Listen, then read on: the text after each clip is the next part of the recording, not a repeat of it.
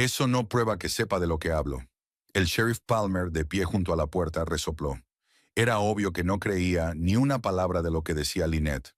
Prue tampoco se lo creía, pero necesitaba oír más. ¿Cuánto tiempo llevas saliendo con mi marido? Alrededor de un año. Lynette lo dijo con cierto orgullo, como si fuera un logro. Nos conocimos en un acto benéfico. Orville era encantador y solitario. ¿Solitario? Ha estado casado durante 15 años. Físicamente sí, pero emocionalmente. Lynette se inclinó hacia adelante. ¿Tienes idea de cómo se ha sentido todos estos años? Siempre a su sombra, siempre marido de la exitosa Prue Gyllenhaal. Nunca por su cuenta, por su propio esfuerzo. Prue sintió que un nudo le subía a la garganta. ¿Era realmente así como se sentía Orville? Ella siempre había intentado apoyarle, nunca le había reprochado sus fracasos. Se alegraba de cada uno de sus éxitos, incluso de los más pequeños. Y por supuesto, le resultó fácil aprovecharse de esa vulnerabilidad, dijo Silas, observando en silencio la conversación. No me aprovechaba de nadie, soltó Lynette. Nos queremos. Vi algo en él que su mujer no veía. Potencial, ambición, ganas de más. ¿Más que una vida con una esposa cariñosa y unos ingresos estables? Preguntó Silas. Unos ingresos estables gracias a su éxito. Lynette señaló a Prue. ¿Crees que es fácil para un hombre vivir con eso? ¿Sentirse todos los días como una extensión del negocio de otra persona? Prue se dio cuenta de repente de que no quería seguir escuchando a aquella mujer. Todo lo que Lynette decía era manipulación, un intento de justificar una traición imperdonable con trillados clichés psicológicos. Creo que ya hemos oído bastante, dijo, levantándose. Sheriff, estoy listo para hablar con Orville. Orville Gyllenhaal parecía 10 años mayor. Encorvado en una silla de la sala de interrogatorios contigua, se frotaba inquieto el borde de su camisa de diseño, ahora arrugada y fuera de forma. Cuando vio a Prue, dio un respingo y bajó los ojos. Prue, su voz sonaba ronca. No pensé que vendrías. ¿Y tú? Se sentó frente a él. No pensaba que me robarías el dinero y te irías con tu amante. Supongo que no nos conocemos muy bien. Hubo una larga pausa. Orville seguía mirando la mesa, dudando en encontrar su mirada. Te lo explicaré, comenzó por fin. No es lo que parece. ¿En serio? Prue cruzó los brazos sobre el pecho. ¿No transferiste $2 millones de mi cuenta a una empresa fantasma? ¿No compraste un yate? ¿No estabas planeando una escapada con tu amante? Ya, vaciló. Fue un desmayo temporal. Habría devuelto el dinero. ¿Cuándo? ¿Después de gastarlo en una vida de lujo con Lynette? Lynette, ella no es lo que piensas. Orville finalmente levantó la vista. Me manipuló haciéndome creer que íbamos a empezar una nueva vida, pero en realidad solo quería tu dinero. ¿Y te has dado cuenta ahora? Prue no pudo ocultar su sarcasmo. ¡Qué oportuno! Hablo en serio, Prue. Cuando nos pillaron, lo primero que hizo fue negarlo todo. Dijo que no sabía de dónde había salido el dinero, que la había engañado. Orville negó con la cabeza. De repente vi a su verdadera cara. Calculadora, egoísta. A diferencia de ti, una persona desinteresada y honesta, comentó Silas de pie junto a su hija. Orville miró furioso a su suegro. Siempre me has odiado, desde el principio.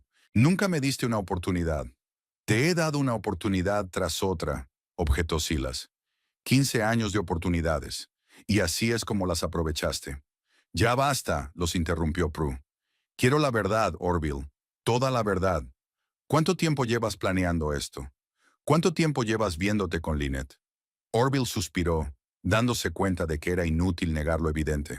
Nos conocimos hace un año. Al principio solo eran reuniones, charlas. Ella me escuchaba, me entendía. No me miraba como a un perdedor.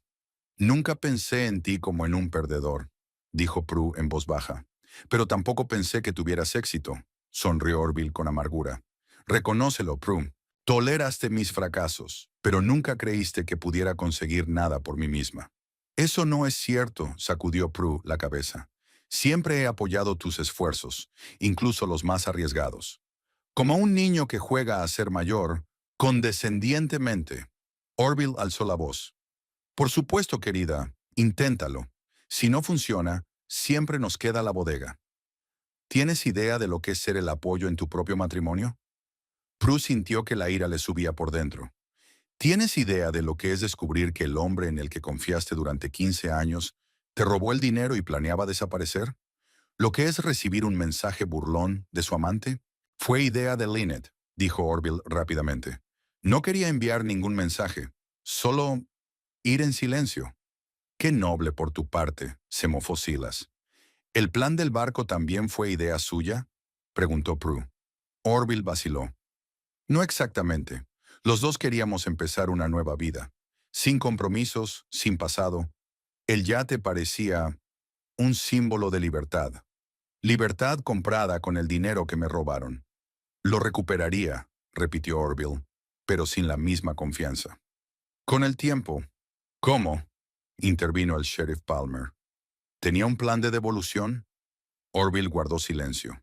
Todos en la sala se dieron cuenta de que no había ningún plan. El dinero iba a desaparecer con él y con Lynette. Escucha, Prue, se adelantó Orville con voz casi suplicante. He cometido un error terrible, pero podemos arreglarlo. El barco está intacto, podemos venderlo. Recuperaremos el dinero, menos los honorarios de la gente y la pérdida de valor, dice Silas. Los yates, como los coches, pierden valor en cuanto salen del concesionario. Entonces pagaré la diferencia. Orville parecía cada vez más desesperado. Conseguiré un trabajo y te daré parte de mi sueldo. Prue, 15 años no pueden tirarse a la basura por un error. ¡Un error! Prue sonrió amargamente. Traición, robo, fraude utilizando un poder notarial, preparación para la fuga. Me suena a toda una serie de errores, cada uno de los cuales requería una acción deliberada. Orville bajó la cabeza. Estoy confundido. Lynette es muy persuasiva. Me hizo creer que merecía más, que con ella podría convertirme en la persona que siempre había querido ser. ¿Y quién sería?, preguntó Prue. Exitosa, autosuficiente, un hombre del que estar orgulloso. ¿Y para eso tenías que robar dinero y traicionar a tu mujer? Prue negó con la cabeza. ¿De qué clase de éxito ibas a estar orgulloso, Orville? ¿Un fraude exitoso? Orville no contestó. Se hizo un pesado silencio en la habitación, solo roto por el tic-tac del reloj de pared. Creo que ya hemos terminado, dijo finalmente Prue, levantándose. Sheriff, estoy listo para hacer mi declaración. Prue, espera. Orville se levantó de un salto, pero fue detenido de inmediato por el guardia. Por favor, no lo hagas. Si presenta cargos, podría ir a la cárcel. Deberías haberlo pensado antes, dijo ella con frialdad. Sigo siendo tu marido, sonó desesperado. ¿Vas a enviarme a la cárcel?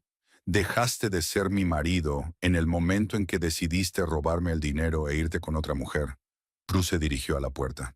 Tengo que pensar en mi futuro, en la bodega, en la gente que trabaja allí y cuenta conmigo.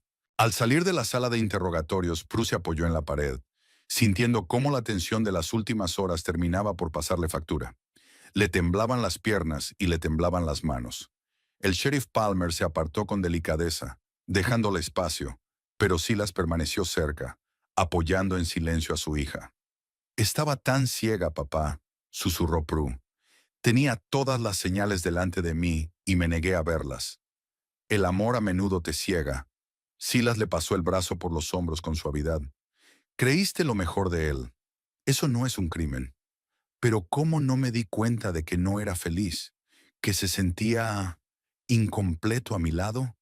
No es culpa tuya, dijo Silas con firmeza. Orville tomó su decisión. Podía haber hablado contigo, explicarte sus sentimientos, buscar juntos una solución. En lugar de eso, eligió la traición. Prue asintió, pero las dudas no la dejaban salir. Quizá realmente estaba demasiado involucrada en la bodega.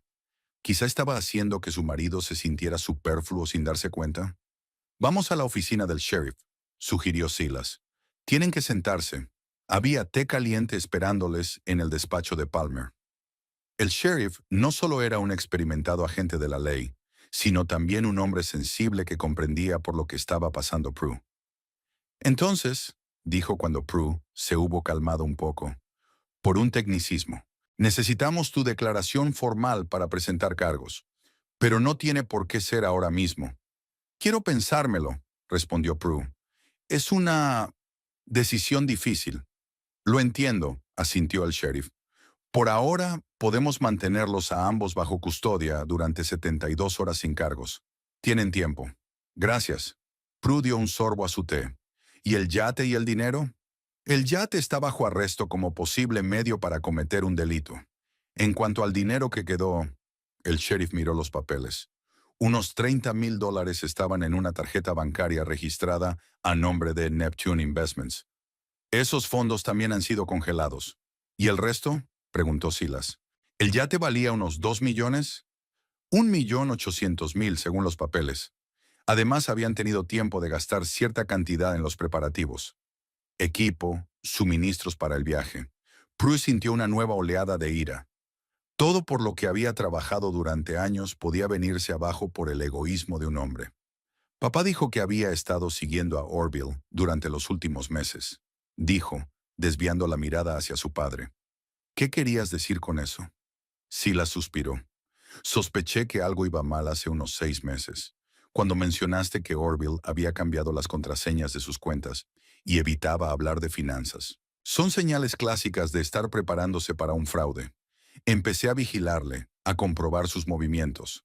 Sin que yo lo supiera, comentó Prue. No quería alarmarte sin pruebas.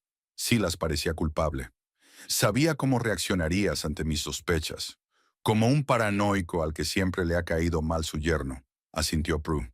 Sí, probablemente no me lo habría creído. Así que reuní información en silencio. Puse un rastreador en su teléfono. Comprobé transacciones financieras a través de viejas conexiones en el banco. Pronto descubrí un patrón. Orville estaba creando empresas fantasma, allanando el camino para una gran transferencia. ¿Por qué no le detuviste antes? Necesitaba pruebas contundentes, explicó Silas. Además, esperaba que entrara en razón, que solo fuera una fantasía, un experimento mental. Mucha gente piensa en huir, pero no todos deciden hacerlo. Prue comprendía la lógica de su padre, pero no podía evitar sentirse amargada. Si se lo hubiera dicho antes, quizá habría evitado el desastre. Habla con Orville, entiende su descontento, encuentra una solución. Ya no importa, dijo, más para sí misma que para su padre. Lo hecho, hecho está. Llamaron a la puerta y un ayudante se asomó al despacho. Jefe, el detenido Gyllenhaal quiere permiso para llamar a su mujer. Dice que es urgente. Palmer miró a Prue. Su llamada. ¿Quiere hablar con él? Prue dudó. Una parte de ella quería no volver a oír la voz de Orville. La otra parte, la que había vivido con él durante 15 años, necesitaba un cierre, una última conversación. De acuerdo, decidió, pero no en privado. Que llame aquí, por el altavoz. Unos minutos después sonó el teléfono de la mesa del sheriff. Palmer lo puso en el altavoz y señaló a Prue con la cabeza. Sí, Orville.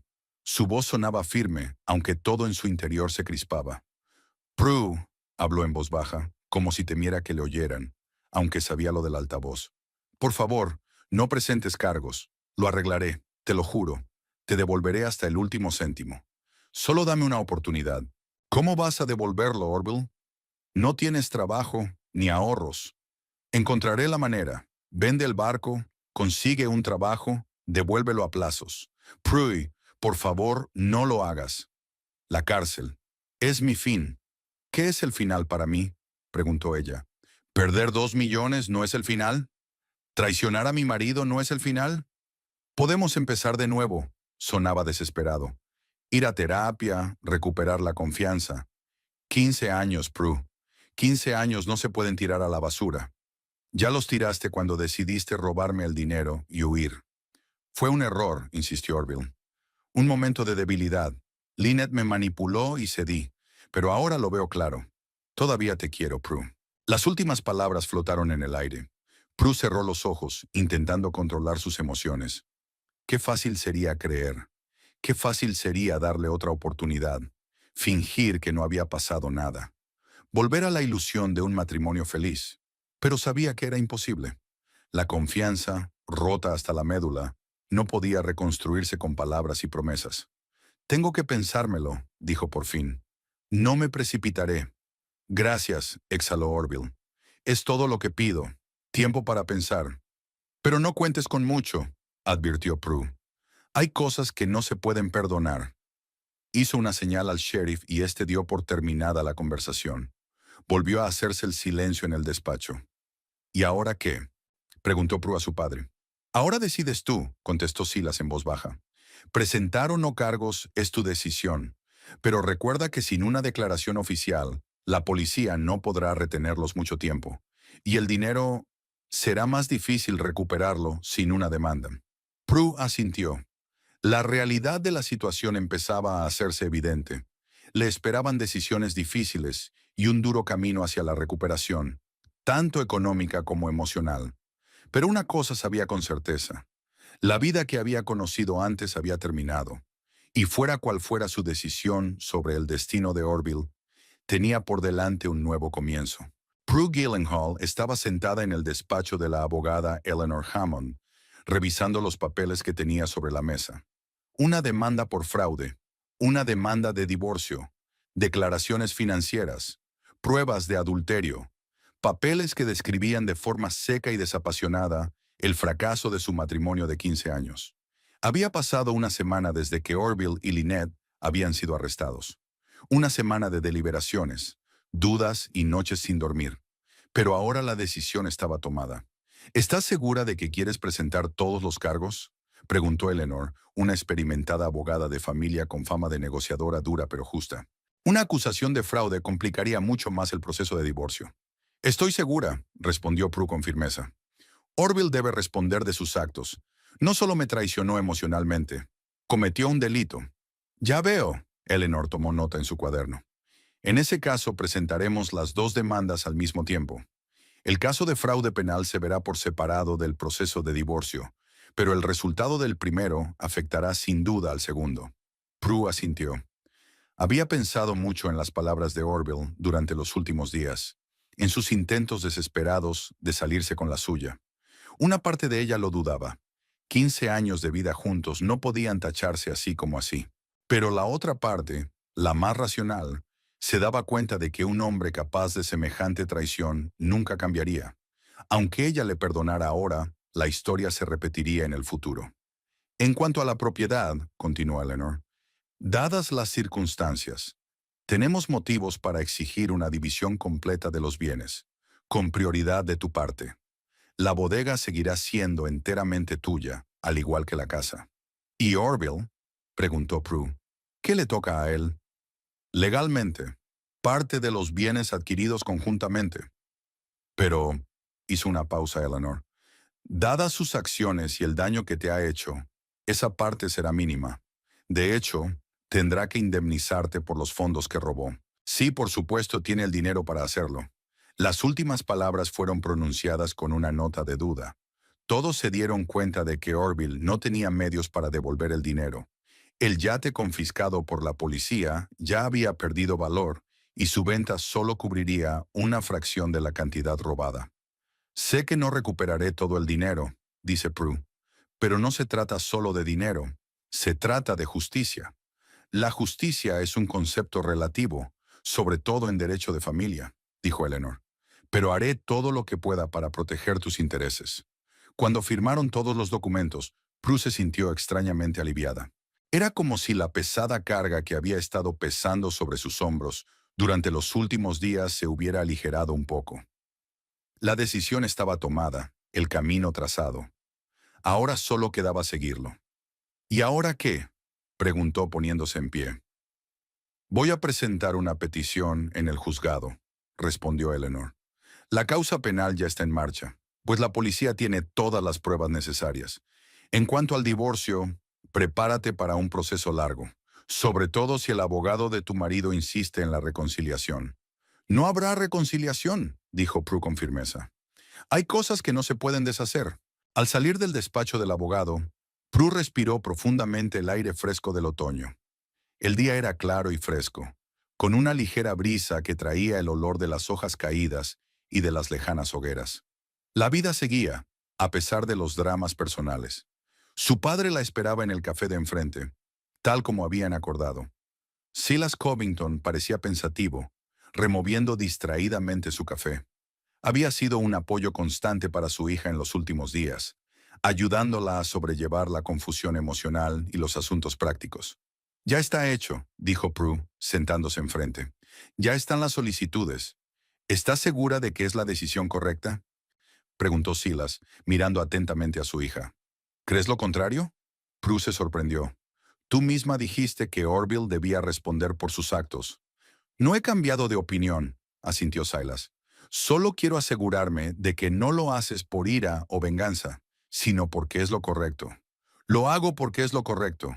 Prue dio un sorbo al café que su padre ya había pedido para ella. Por mí, por la bodega, por la gente que trabaja allí. No puedo dejar que Orville se salga con la suya. Sentaría un precedente peligroso.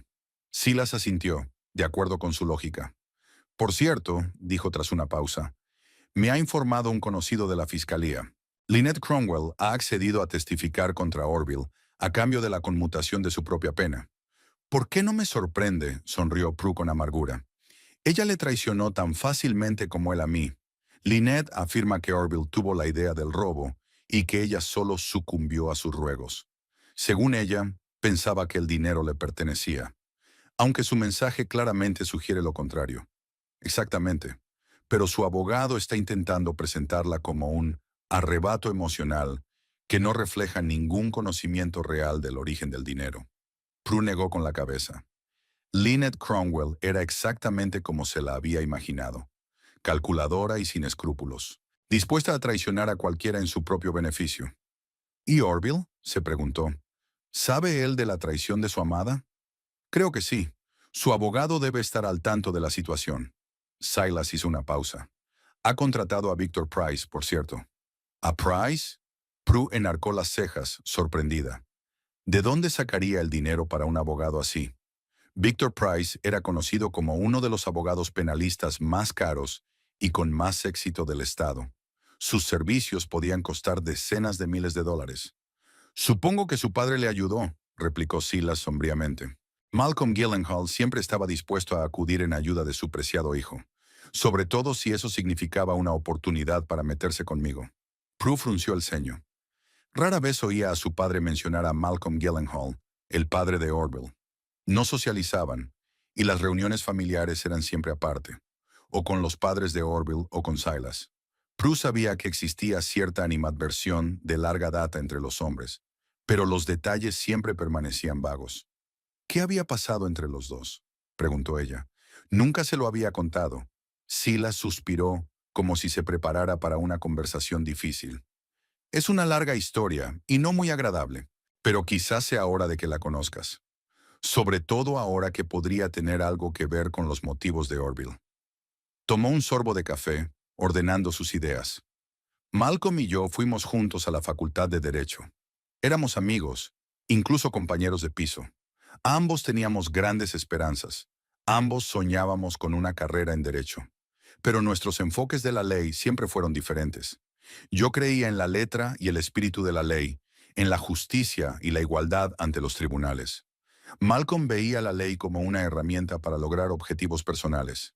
Era brillante, pero flexible en cuestiones de ética. Prue escuchaba con atención. Su padre rara vez hablaba de su pasado, especialmente de la época anterior a su nacimiento. Después de graduarnos, nuestros caminos se separaron, continuó Silas. Yo entré a trabajar en la fiscalía. Él se dedicó a la práctica privada. Pero seguimos siendo amigos. Hasta el cadáver de Hammersmith. ¿El caso Hammersmith? Me preguntó Prue. Nunca había oído hablar de él.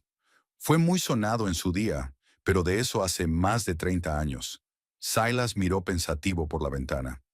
Edward Hammersmith, un importante promotor inmobiliario, fue acusado de fraude financiero y soborno. Yo era el fiscal principal, y Malcolm llevaba su defensa. ¿Y ahí fue donde vuestra amistad se rompió por diferencias profesionales? Sugirió Prue. Si fuera tan sencillo, sonrió Silas con amargura. En el transcurso del juicio descubrí que Malcolm no se limitaba a defender a Hammersmith, sino que participaba activamente en sus planes, utilizando información privilegiada, sobornando testigos, manipulando pruebas. Prue se quedó sin aliento. ¿Lo denunciaste? Claro que lo hice. Era mi deber como fiscal y como ciudadana. Presenté las pruebas al colegio de abogados y al juez que presidía el caso. Silas hizo una pausa. Pero Malcolm fue más astuto. Destruyó pruebas clave. Dio la vuelta a la situación como si yo estuviera fabricando acusaciones por animadversión personal. ¿Y le creyeron? No exactamente. Se inició una investigación, pero sin pruebas contundentes.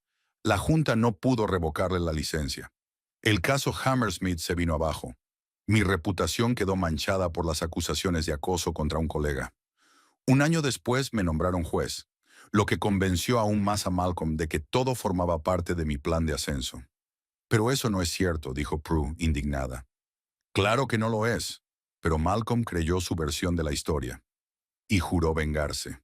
Desde entonces nuestra enemistad no ha hecho más que crecer. Cuando se enteró de que su hijo salía con mi hija, Prue supuso que estaba en contra de nuestro matrimonio. Y tú también. No me opuse porque Orville fuera hijo de Malcolm, aclaró Silas. Era porque veía los mismos rasgos en él, su ética resbaladiza, su voluntad de comprometer su conciencia en aras del beneficio. La manzana del árbol, como suele decirse. ¿Por qué nunca me hablaste de esto? La voz de Prue era de reproche. No quería influir en tus decisiones con ideas preconcebidas. Querías a Orville y esperaba equivocarme. Que tu amor lo convirtiera en un hombre mejor. Prue se lo pensó un momento. Conocer esta historia explicaba muchas cosas. La tensión constante entre su padre y su marido, la reticencia de Orville a comunicarse con su suegro e incluso algunas de sus extrañas decisiones en la vida. ¿Crees que Orville conocía esta historia? ¿Quizá su padre lo había estado poniendo en su contra todos estos años? Es muy posible, asintió Silas. Malcolm nunca perdía la oportunidad de desprestigiarme, y Orville podría haber visto su acción como una especie de venganza, no solo hacia ti, sino hacia mí, para demostrar que podía burlar a la hija del hombre que persiguió a su padre. El pensamiento era desagradable, pero lógico. Explicaba la magnitud de la traición de Orville. No solo traición o robo, sino un acto de venganza cuidadosamente planeado. Debería haberlo sabido, dijo Prue en voz baja. Podría haber cambiado muchas cosas. O nada, objetó Silas en voz baja. El amor rara vez escucha la voz de la razón. Y no quería que tomara decisiones basadas en mis viejos rencores. Su conversación se vio interrumpida por el timbre del teléfono de Prue. El número del abogado. Sí, Eleanor, contestó ella. ¿Pasa algo? El abogado de tu marido se ha puesto en contacto conmigo. La voz de Eleanor sonaba tensa. Me ofrecen un trato. ¿Qué tipo de trato? Orville está dispuesto a declararse culpable a cambio de una sentencia reducida, y él estará de acuerdo con todos sus términos en el divorcio. No reclama la bodega, la casa, las cuentas. A cambio, solo te pide que no insistas en la pena máxima. Prue miró a su padre. ¿Cuál es tu consejo? Jurídicamente, es una oferta favorable, replicó Eleanor. Conseguirás el divorcio a tu manera y sin muchas peleas, y Orville se declarará culpable, lo que facilitará la devolución del resto del dinero. ¿Cuánto le caerá si acepto? Probablemente de 2 a 5 años, dados sus antecedentes penales y su cooperación.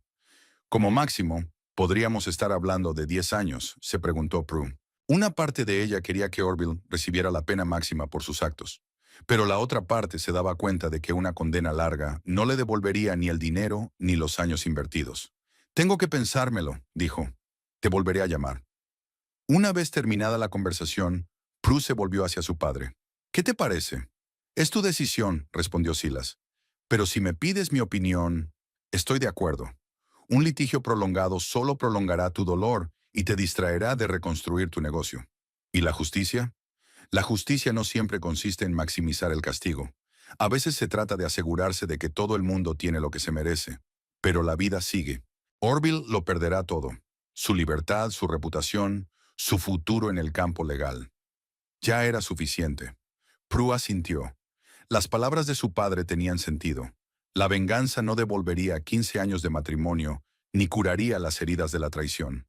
Pero poner fin rápidamente a ese capítulo de su vida le daría la oportunidad de empezar uno nuevo. Ese mismo día, Prue se reunió con los abogados de ambas partes para discutir los detalles del acuerdo. Victor Price, que representaba a Orville, era exactamente como ella se había imaginado. Impecablemente vestido, con una mirada fría y una sonrisa condescendiente. Expuso los términos del acuerdo con claridad y sin emoción, como si se tratara de un contrato para la entrega de mercancías y no del destino de un hombre. Mi cliente está dispuesto a declararse culpable del uso fraudulento de un poder notarial y a restituir la totalidad del daño, dijo Price. A cambio, la señora Gyllenhaal no insistirá en la pena máxima y aceptará un divorcio sin división de bienes. ¿Y la señorita Cromwell?, preguntó Eleanor. Está detenida como cómplice después del hecho. La señorita Cromwell hizo un trato aparte con la fiscalía, respondió Price secamente. Su destino no forma parte de nuestro acuerdo. Prue se dio cuenta de que Lynette se había distanciado completamente de Orville, probablemente negociando la libertad condicional o una condena mínima. Traicionada por ella y abandonada por su amante, a Prue no se le había escapado la ironía del destino. Antes de seguir, dijo, quiero saber una cosa. ¿Se trata de una venganza? ¿Por una vieja disputa entre nuestros padres? Price enarcó las cejas, sorprendido. Señora Gyllenhaal, estamos aquí discutiendo los aspectos legales del acuerdo, no los motivos. Aún así, insistió Prue, quiero saber la verdad. Afectará a mi decisión. El abogado se detuvo un momento y luego asintió a regañadientes. Puedo organizar una reunión con el señor Gyllenhaal para hablar del asunto, pero solo en mi presencia. De acuerdo, respondió Prue. La reunión con Orville estaba prevista para el día siguiente en el despacho de Price. Prue acudió sola, negándose a que la acompañaran su padre o su propio abogado. Era una conversación privada, la última antes de que sus caminos se separaran definitivamente. Orville parecía agotado y envejecido. Una semana en prisión preventiva había dejado huella en él, la ropa arrugada, las sombras bajo los ojos, los movimientos nerviosos de las manos. Su rostro se iluminó por un momento al ver a Prue, pero inmediatamente volvió a una expresión de cansada fatalidad. Gracias por venir, dijo en voz baja. No estoy aquí por ti, replicó Prue. Estoy aquí por mí. Necesito respuestas. Orville asintió, preparado para una conversación desagradable. Haz las preguntas. ¿Fue por venganza?, preguntó Prue sin rodeos. ¿Por la historia con tu padre y el mío? Orville guardó silencio durante un largo rato, como si estuviera sopesando si decir la verdad. En parte, admitió finalmente. Mi padre siempre me contó cómo Silas arruinó su carrera. Lo acosó por celos. Cuando te conocí, no sabía que eras su hija, y cuando lo supe, me pareció una señal del destino. ¿Te casaste conmigo para vengarte de mi padre? Prue sonaba desconfiada. No. Orville dio un paso adelante. Te quería de verdad. Eras una mujer increíble, inteligente, motivada, amable. Quería estar contigo, pero parte de mí siempre vio nuestro matrimonio como una especie de victoria sobre Silas, su preciosa hija eligiendo al hijo de su enemigo. Fue satisfactorio. Prue sacudió la cabeza intentando comprender lo que había oído. ¿Y el robo, la fuga, también formaba parte del plan de venganza? Al principio no. Orville bajó los ojos. A medida que pasaban los años, tu bodega tenía más y más éxito, y mis proyectos fracasaban uno tras otro. Me sentía un fracasado. Silas me miraba con tanta superioridad, como si siempre hubiera sabido que yo era incapaz de todo. Él nunca, tal vez no con palabras, interrumpió Orville, pero la mirada, el tono, nunca creyó en mí. Y a medida que pasaba el tiempo, empecé a pensar que tal vez la mayor venganza era demostrar que podía vencerlos a los dos, coger el dinero y desaparecer, demostrar que, detrás de todo vuestro éxito y de su astucia, ambos no os habíais dado cuenta de lo que pasaba delante de vuestras narices. Prue escuchó, sintiendo la fría rabia que se acumulaba en su interior. Su matrimonio, su amor, su confianza, todo formaba parte de un retorcido juego entre hombres cuyo conflicto había empezado mucho antes de que ella naciera. ¿Y Lynette? ¿También formaba parte del plan? No. Orville negó con la cabeza. Ella simplemente apareció. Vio algo en mí que los demás no vieron. O fingió hacerlo, sonrió con amargura, teniendo en cuenta lo rápido que se puso en mi contra después de mi detención. Testificó en tu contra, informó Prue. Dijo que la idea del robo fue tuya y que ella no sabía nada del origen del dinero. Claro que lo sabía. Orville no parecía sorprendido. Lynette siempre mira por sí misma. Debería haberlo visto venir. Hubo una pausa. Empezaba a llover fuera de la ventana del despacho. Las pequeñas gotas tamborileaban sobre el cristal, creando una melodía de fondo para su última conversación. Acepto tu oferta de trato, dijo finalmente Prue. No por compasión ni por perdón, sino porque quiero cerrar este capítulo de mi vida lo antes posible. Gracias, contestó Orville en voz baja. Y lo siento, por todo. Prue se levantó, dispuesta a marcharse, pero se detuvo en la puerta. ¿Sabes qué es lo más triste?, dijo sin volverse. Te pasaste 15 años vengándote de un hombre que no hizo nada de lo que tu padre le acusaba, y perdiste a una mujer que te quería de verdad, a pesar de todos tus defectos. Con esas palabras se marchó sin esperar respuesta. La lluvia se intensificó, pero Prue no corrió a refugiarse. Acercó la cara a las frías gotas, sintiendo cómo se mezclaban con sus lágrimas, las últimas que se había permitido derramar por Orville Gyllenhaal. La sala del tribunal del condado de Mesa estaba llena hasta la bandera. Aunque la vista estaba programada para primera hora de la mañana del miércoles, muchos residentes de Grand Junction habían dejado de lado sus negocios para presenciar el desenlace de un drama que durante los últimos meses había sido noticia de portada en los periódicos locales y comentado en todas las cafeterías de la ciudad.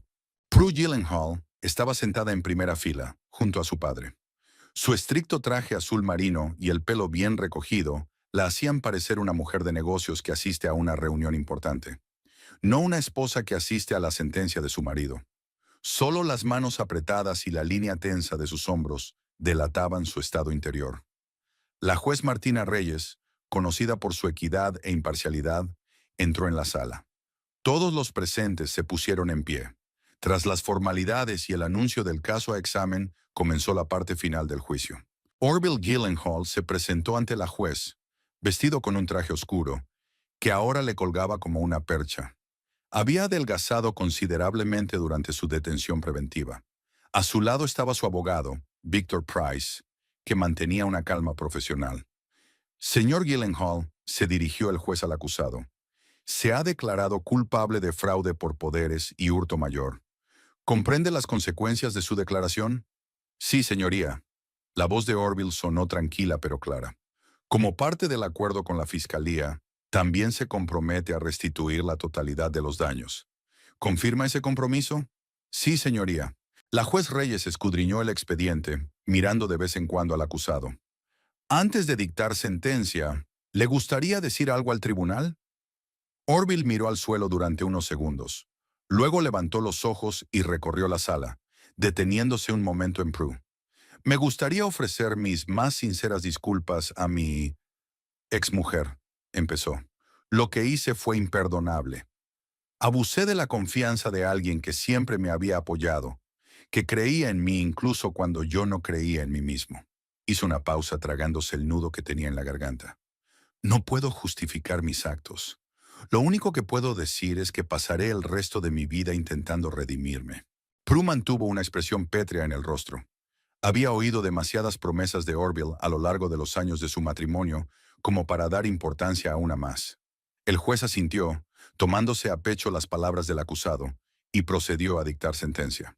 Orville Gyllenhaal, teniendo en cuenta la gravedad del delito, su sincera confesión y su colaboración con la investigación, así como la obligación de indemnizar los daños, el tribunal le condena a 3 años de prisión con cumplimiento de la pena en un establecimiento penitenciario de régimen general.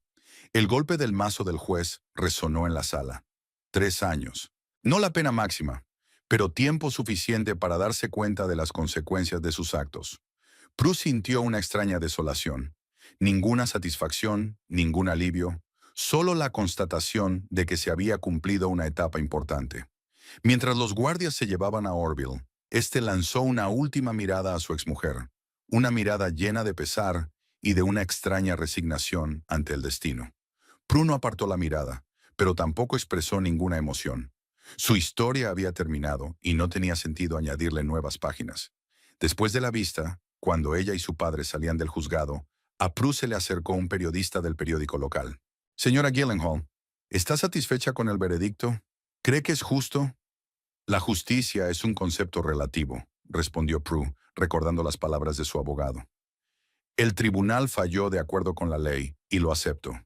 ¿Piensas mantener una relación con tu exmarido después de su puesta en libertad? Sin comentarios, intervino Silas, apartando suavemente a su hija del insistente reportero. Mi hija tiene mucho trabajo por delante para reconstruir su negocio. Rápidamente llegaron al coche y se marcharon, dejando a los reporteros discutiendo los escasos comentarios y especulando. El caso de Lynette Cromwell se juzgó por separado, una semana después. Gracias a su acuerdo con la fiscalía y a su testimonio contra Orville, se le impuso una condena condicional y se le ordenó pagar una indemnización simbólica de $10,000, una suma minúscula comparada con los millones robados. Prue no asistió a aquella vista, pues se había enterado del resultado por su abogado. Eleanor Hammond estaba indignada por la clemencia de la sentencia. Esta mujer se ha librado, dijo. Una condena condicional por complicidad en un delito. Así es una burla a la justicia. No me interesa el destino de Lynette, dijo Prue. Lo importante es que Orville recibió una condena real y yo recuperé el control de mi negocio. Sin embargo, el castigo para Lynette vino del otro lado. La cadena de televisión en la que trabajaba como presentadora del Tiempo rescindió su contrato, pues no quería que la asociaran con un escándalo. Ningún otro medio de comunicación de la región quería contratar a una mujer con una reputación manchada. Sus redes sociales se llenaron de comentarios airados, gente que la reconocía por la calle y hacía comentarios poco amables. Un mes después del juicio, Beatrice contó a Prue que había visto a Lynette trabajando de cajera en un supermercado a las afueras de la ciudad. Tenía un aspecto horrible, le dijo a su amiga tomando un café. Desteñida, envejecida, ni siquiera llevaba maquillaje. No me vio, pero oí preguntar a un cliente, ¿no eres tú la chica del Tiempo que intentó huir con el dinero robado? ¿Y qué dijo? Preguntó Prue sin mucho interés. Nada. Fingió no haberse enterado. Beatriz dio un sorbo a su café. Era patético, la verdad. Prue no sintió ni schadenfreude ni simpatía. Lynette tuvo lo que se merecía, no por la vía judicial, sino por la condena pública. Restablecer la situación financiera de la bodega estaba resultando difícil. El yate incautado por la policía y vendido en subasta solo había reportado 1,400,000. 400,000 menos de lo que se había pagado.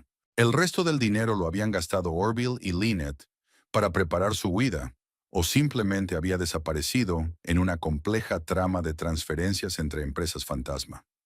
Prue tuvo que pedir un préstamo para completar la modernización de la producción que había planeado antes del robo. Esto supuso una carga financiera adicional para la empresa durante varios años, pero estaba segura de que podría salir adelante. Su vino ya había sido aclamado por la crítica y los consumidores, y las ventas crecían a pesar de la competencia. Lo más difícil fue recuperar la confianza en sí misma como ejecutiva. Prue se culpaba por haber sido ciega, por haber confiado demasiado, por haber permitido que Orville se hiciera con el control de las finanzas de la bodega. Debería haber tenido más cuidado, le dijo a su padre, mientras revisaba los informes contables una tarde en su despacho. Debería haberme dado cuenta de las rarezas en el flujo de fondos, haberme interesado por los detalles. No seas tan dura contigo misma, replicó Silas. Confiabas en tu marido como debía ser. La culpa es de quien abusó de esa confianza, no de quien se la dio.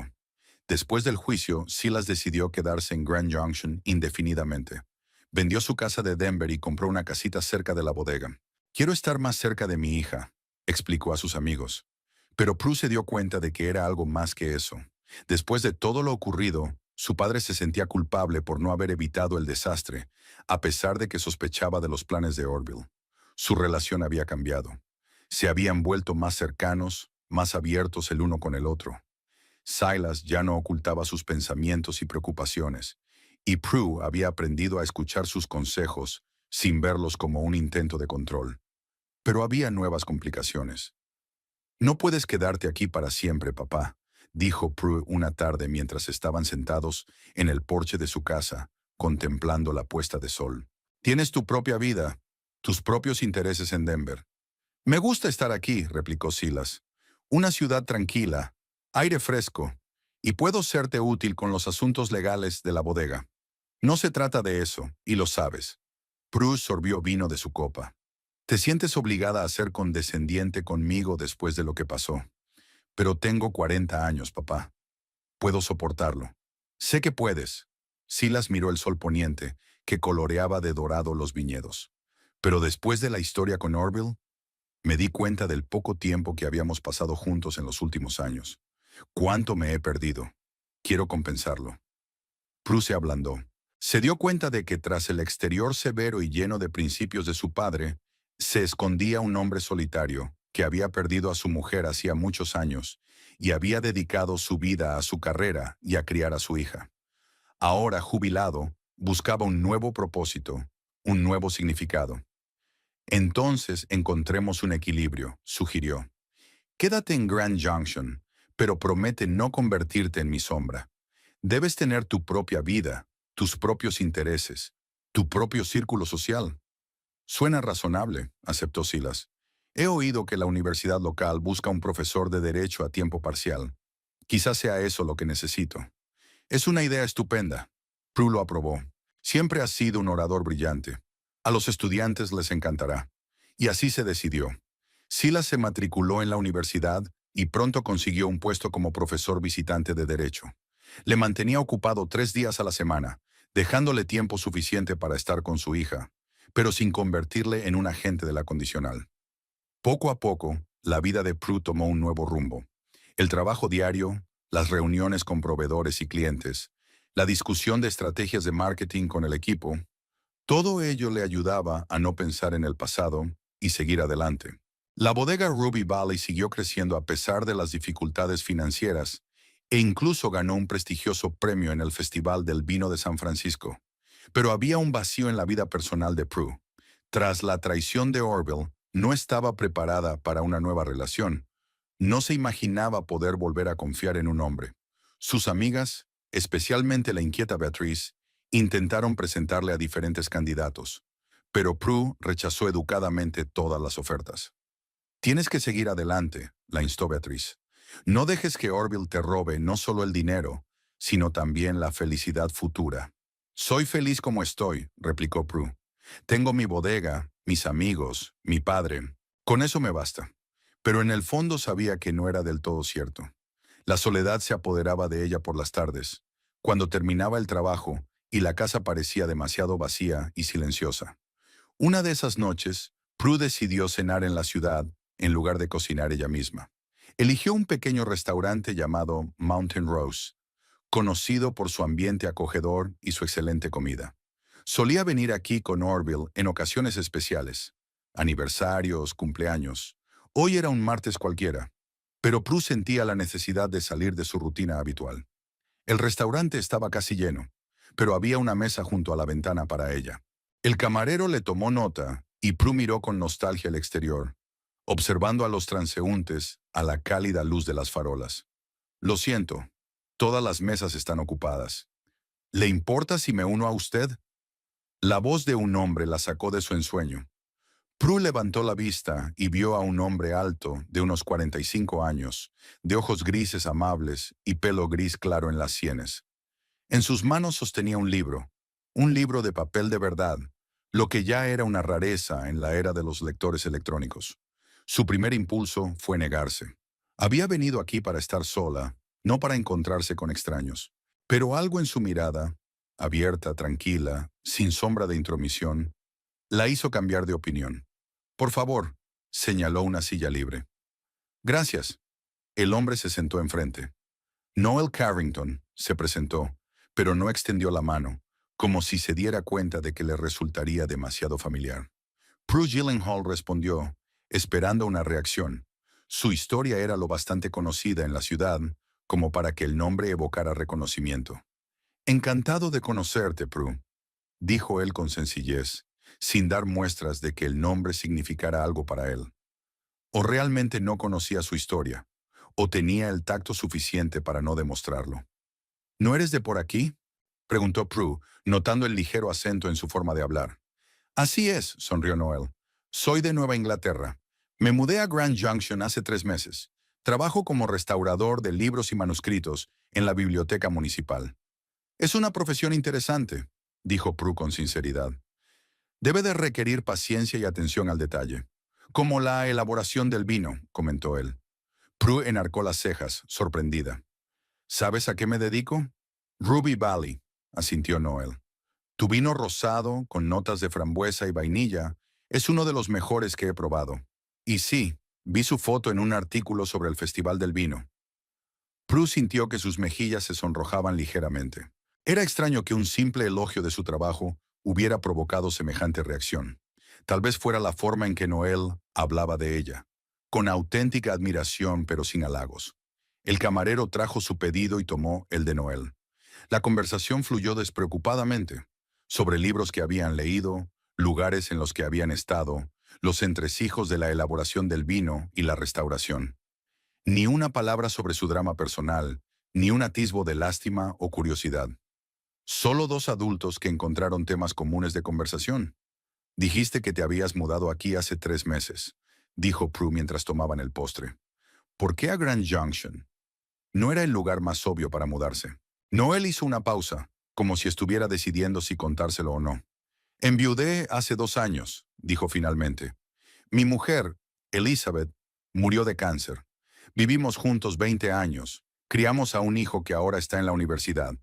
Después de su muerte, quedarnos en nuestra casa de Boston se hizo demasiado duro. Demasiados recuerdos.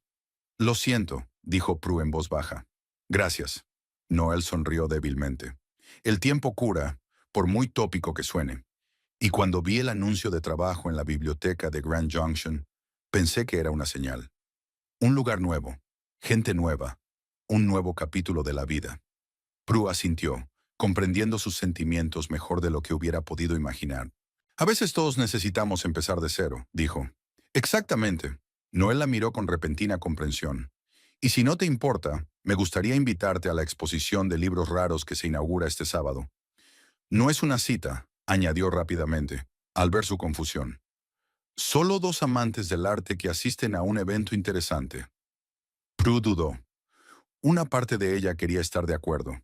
Noel era un conversador interesante y por primera vez en mucho tiempo no se sentía como la mujer a la que su marido robó dinero y se fugó con su amante, sino como Prue a secas, inteligente, interesante y digna de atención por derecho propio. No estoy preparada para una relación, dijo con sinceridad. He tenido un año difícil. Lo sé, respondió Noel suavemente. Tu historia ha salido en los periódicos, y no estoy sugiriendo una relación. Solo amistad y la posibilidad de pasar una velada agradable en compañía de alguien que parece compartir algunos de tus intereses. Su franqueza y su falta de presión le delataron. Prue decidió que tal vez ese era el pequeño paso adelante que necesitaba dar. De acuerdo, aceptó. Una exposición de libros el sábado sonaba interesante. Intercambiaron números de teléfono y organizaron los detalles del encuentro. Cuando terminó la cena y llegó la hora de despedirse, Noel no intentó prolongar la velada ni imponer su compañía. Simplemente le deseó buenas noches y se marchó, dejando tras de sí una sensación de ligereza y cierta expectación largamente olvidada. De camino a casa, Prue reflexionó sobre el extraño giro de los acontecimientos.